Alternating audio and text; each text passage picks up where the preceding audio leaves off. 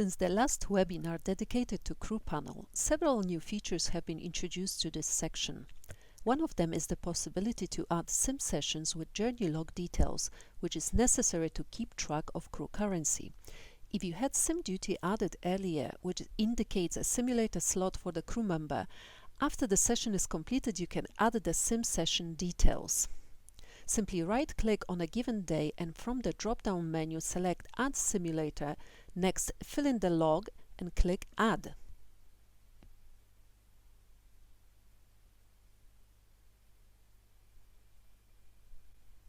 Once this is done, sim session will appear and the sim duty that was added earlier can be deleted. Another useful feature is the possibility to clear drafts. If you right-click on the given crew tile, from the drop-down menu you can select Clear Draft Changes. You'll need to make sure that the time period covers the dates for which the changes were made. You can select other crew members for whom the changes will get reverted as well, or simply click the blue button to save. Once the changes are published, notifications can be sent out to crew members. One of the new features we have introduced is the possibility to customize the email content that gets sent out. This can be done by Leon admin users as it requires access to the Settings button. From Settings section, you can just go to Email Templates, Crew Panel Roster Change, and define the content of the email notifications along with the recipients. Another feature we have introduced is the possibility to view FTL calculations for particular duties while setting up a draft. An additional option that has been added is applying FDP extensions directly via Crew Panel.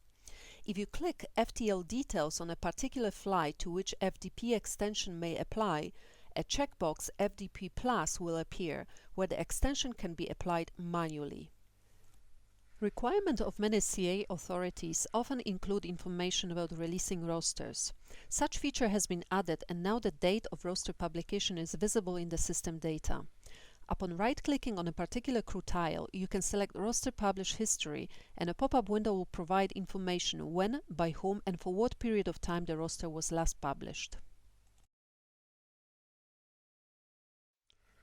One of the improvements also includes the history view of flights, positionings and duties per individual crew member.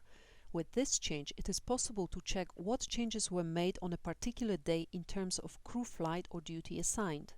To view the change, again, simply right-click on a particular day cell and go to Changes History. Please note that the history refers to an entire day and it applies to all duties that were assigned, amended or deleted on that day. Displaying and accepting or declining crew requests has also been improved in Crew Panel. To view the crew request, you will need to click the three-dot icon that will take you to the drop-down menu in which you can select to show or hide selected items. If we select Show Requests, they will appear with red letters informing us that those are requests placed by crew members via mobile application. It is possible to select several requests by holding a Shift key, and then you can choose either to accept them or decline them. In the end, don't forget to publish the changes. Recently, showing aircraft reservations has been also implemented. This can be switched on or off by going to the three-dot icon, clicking Show and selecting the reservation checkbox. Last but not least, it is now possible to view crew currency in Crew Panel. Similar to the crew duties page, the dot can be switched on or off by going to the three-dot icon and selecting Show Currency Dots. In Assign Crew pop-up window, the crew which is not current will display in red, with a tooltip informing that the currency is expired. I hope you enjoyed this short tutorial. Thank you for your attention and goodbye for now.